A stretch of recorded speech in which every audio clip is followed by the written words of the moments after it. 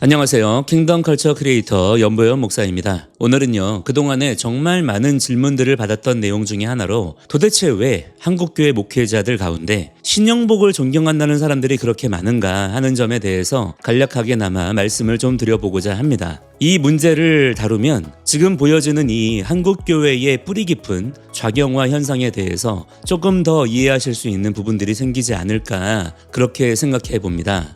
자, 여러분 일단 신영복이라는 사람을 아시나요? 아시는 분들은 아실 거고 모르시는 분들도 아마 꽤 계실 겁니다. 이미 이분은 2016년에 세상을 떠난 분이에요. 그런데 이 사람이 한국 사회에 미친 영향은 정말 엄청나고요. 지금도 그 영향력을 끼치고 있습니다. 특히 놀라운 건 한국 교회의 많은 목회자들이 이 사람을 존경한다고 공개적으로 그렇게 이야기하는 분들이 생각보다 꽤 많이 있다는 거예요. 도대체 왜 그런 것일까? 그렇다면 그게 왜 문제라는 것일까? 오늘 한번 말씀을 드려볼 텐데요. 먼저 신영복이 누군지부터 알아봅시다. 이 사람은 1968년에 통일혁명당 사건으로 체포가 되었어요. 그랬다가 1988년 광복절 특사로 출소하기까지 무려 20년 20일 동안을 감옥에 있었던 사람입니다. 통일혁명당이 뭐냐면 북한의 주체 사상과 마르크스 레닌주의에 기반해서 한국의 기존 체제를 뒤엎고 민주인민혁명을 일으키려고 했던 비밀 지하 조직이에요. 쉽게 말해서 공산주의 혁명을 꿈꾸던 조직이었죠. 신영복은 이 조직의 핵심 인물이었습니다. 그래서 20년을 넘게 감옥에 있으면서 그 기간 동안 오히려 자신의 마르크스주의 사상을 더욱 체계화했고요. 그리고 출소 후에는 성공회 대학교 교수가 됩니다. 그리고 이때부터 그 이전보다 훨씬 더 수많은 사람들에게 더 강한 영향을 미치기 시작해요. 가장 유명한 책이 바로 감옥으로부터의 사색이라는 책인데요. 이 책이 무려 66쇄나 발행이 됐다고 하니까 진짜 어마어마한 양이 팔린 거죠. 그런데 이 책에 그렇게 감동을 받았다는 목회자들이 많더라고요. 대체 왜 그런 걸까요? 일단 표면적으로만 보자면 인간적으로 이해가 되는 부분들이 없잖아 있습니다. 20년이 넘는 감옥 생활, 그 고난 속에서 나온 성찰과 철학, 담담하고 깊이 있는 문체, 글씨도 되게 잘 썼어요. 그래서 글씨 폰트 중에도 신영복체가 따로 있을 정도고요. 처음처럼 소주 아시죠? 그 글씨도 신영복의 필체를 그대로 갖다가 사용한 거라고 합니다. 뿐만 아니라 내용적으로 봤을 때 인간 중심의 관계론,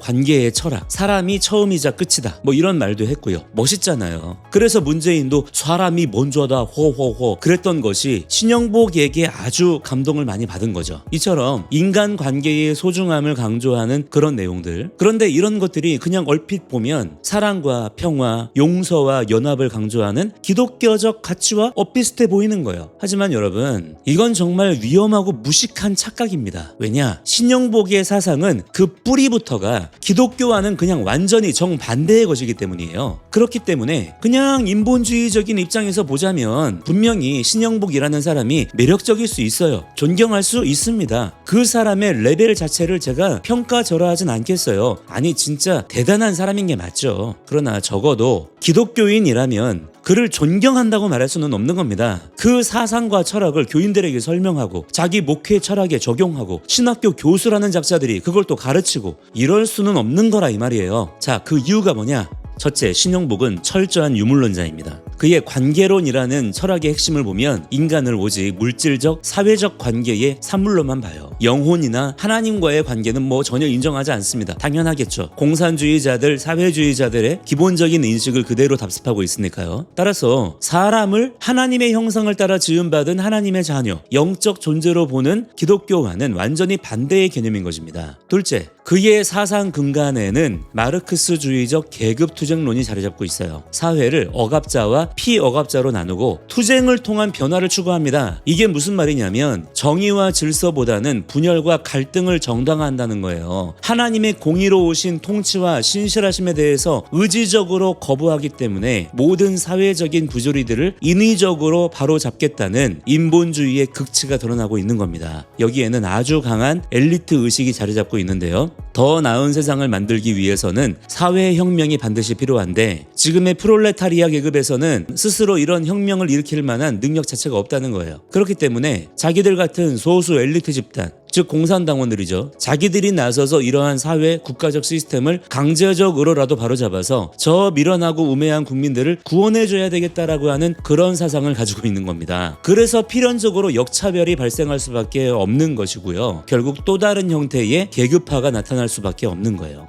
이게 그들이 가지고 있는 계급투쟁론의 한계인 것입니다. 셋째, 신영복은 대한민국 사회의 근본적인 전복, 즉 혁명을 추구했어요. 한국의 자본주의 체제를 미제국주의에 종속된 구조로 보고 이거를 뒤엎어야 된다고 생각했습니다. 전형적인 종중 친북 공산주의자들과 일맥상통하는 사고방식인 것이죠. 그렇다면 이것이 과연 기독교적인 사고방식으로 납득이 되는 내용입니까? 우리나라는 하나님의 주권적인 은혜와 섭리 가운데 광복과 자유 대한민국 건국을 이뤄냈어요. 전적인 하나님의 개입으로 인한 결과인 겁니다. 하나님을 안 믿는 사람들이야 인정하지 못하겠지만 적어도 기독교인들이라면 이러한 사실을 기꺼이 인정하고 하나님께 감사와 찬양을 드려야 되지 않겠어요? 그런데 왜 한국교회의 목회자들이 이런 사람을 존경하게 됐을까요? 저는 여기에 몇 가지 두드러지는 이유가 있다고 보는데요. 우선 신영복이 성공회 대학교 교수로 있으면서 진보적인 기독교 지식인들과 광범위한 네트워크를 형성했습니다. 성공회는 겉으로는 중도를 표방하지만 실제로는 좌파 사상가들을 적극적으로 포용하고 지지하는 분위기였거든요. 모든 자칭 중도들이 다 그렇듯이 말이죠. 또한 1970년대에 등장한 민중신학과의 연관성도 크다고 봅니다. 민중신학은 마르크스주의적 계급 분석을 기독교 신학에 접목시킨 건데 예수님을 억압받는 민중의 해방자로 재해석했어요. 신영복의 사상과 상당히 강한 연결점이 있죠. 뿐만 아니라 노무현, 문재인 같은 진보 정권의 지도자들이 신영복을 가장 존경하는 사상가라고 공언하면서 좌파 이데올로기를 분별하지 못한 목회자들이 그들의 그러한 영향을 강하게 받은 거예요. 내가 좋아하는 혹은 내가 지지하는 정치 지도자가 존경한다는 사람이라니까 거기에 호기심이 생기고 나도 괜히 그 사람이 좋아지는 이런 게 있거든요. 하지만 여러분, 이건 정말 심각한 문제예요. 많은 목회자들이 신영복 사상의 본질을 제대로 파악하지 못한 채 그의 감동적인 글들에만 매료된 거예요. 그의 담담한 문체나 고난을 통한 성찰이라는 표면적 유사성 때문에 기독교적 가치와 혼동한 것이죠. 자, 그렇다면 이런 목회자들이 교회에 미치는 영향을 생각해 보세요. 설교가 그렇게 가랑비에 옷 젖듯이 자기도 모르게 점점 좌파 사상으로 물들게 되고 복음의 메시지가 사회 비판적인 내용으로 그렇게 자꾸 흘러가요. 가장 심각한 건 그들에 의해서 복음이 직접적으로 왜곡된다는 겁니다. 죄사함과 구속의 은혜가 아니라 사회적 해방을 더 강조하게 되거든요. 그러면서 점점 원래 복음은 희석되고 이상한 변종 괴물 같은 거짓 복음들이 재생산되는 겁니다. 기독교 신앙의 핵심은 분명합니다. 우리 각 사람은 본질적으로 하나님을 의지적으로 미워하고 하나님 말씀대로 살기를 거부하는 죄인이라는 사실을 우리 각자가 철저하게 이것을 인정하고 회개해야 된다는 거예요. 그리고 예수 그리스도만이 우리의 구원자 되심을 전적으로 신뢰해야 되는 것입니다. 그런데 신영복의 사상은 이런 사상과 정면으로 배치돼요. 인위적으로라도 사회 구조를 바꾸면 인간이 바뀐다는, 한마디로 말하면 인간 중심적 낙관주의에 머물렀습니다. 이건 성경이 말하는 죄와 구속의 진리와는 완전히 다른 이야기인 거예요. 더 심각한 것은 신영복의 사상이 결국에는 인간의 도덕적 성장과 관계의 회복을 강조하는 데 그치지 예수 그리스도의 십자가와 부활을 통해서만 가능한 새로운 피조물로서의 재창조를 말하지 않는다는 것입니다. 기독교 목회자로서 이 부분은 결코 타협하거나 공존할 수 없는 부분이에요. 우리가 믿는 복음은 인간의 노력으로 조금씩 나아질 수 있다는 도덕적 진보 개념이 아니라 예수님의 은혜로만 주어지는 전적인 새 창조와 회복의 역사를 말하는 것입니다.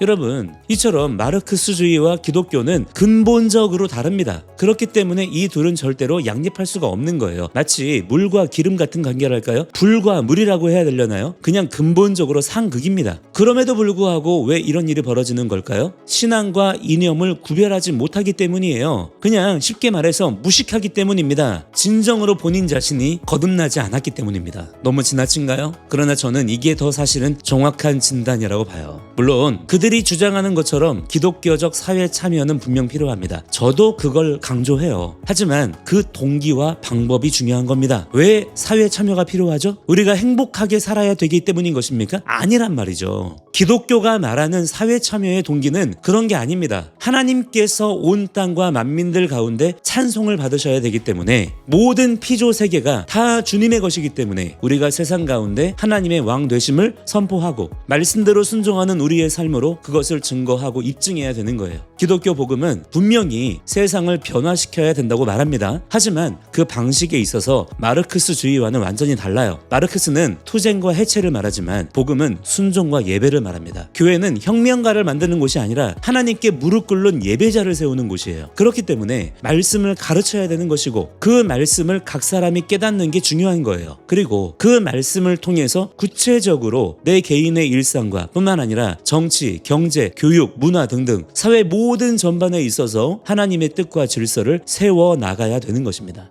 여러분, 한국 교회가 정신을 차려야 돼요. 신영복의 감동적인 문체나 그의 고난의 경험에 현혹되지 말고 그 사상적 뿌리가 무엇인지 정확히 분별해야 됩니다. 복음의 진리는 그 어떠한 인간 사상과도 타협할 수 없는 절대적 진리예요. 오직 예수 그리스도만이 유일하신 우리의 왕이시고 우리의 구원자가 되시는 분이십니다. 특히 목회자들은 더더욱 조심해야 돼요. 여러분이 강단에서 전하는 메시지가 정말 순수한 복음의 십자가 복음인지 아니면 어떤 다른 이념과 사상으로 포장된 것은 아닌지 진짜 좀 제발 스스로 정신을 차리고 점검해 보세요. 성도들이 여러분을 그렇게 믿고 따르는데 그들에게 잘못된 길을 제시하면 안 되잖아요. 나중에 몰라서 그랬다고 할 겁니까? 몰라서 사람 죽였다고 하면 괜찮은 거예요? 자, 결론적으로 목회자들이 신영복에 대해서 존경한다고 하는 것은 순수 복음과 세상 이념을 구별하지 못한 결과입니다. 즉 무식해서 그렇다 이 말이에요. 성경을 안 읽어서 그런 것이고 국어 공부를 안 해서 그런 것이고 가장 중요한 것은 인격적으로 본인 자신이 예수님을 만나지 못했기 때문이에요. 아무리 감동적이고 깊이 있어 보여도 하나님을 배제한 사상은 기독교와 양립할 수 없어요. 우리는 오직 성경이 가르치는 진리 위에 서야 되는 것입니다.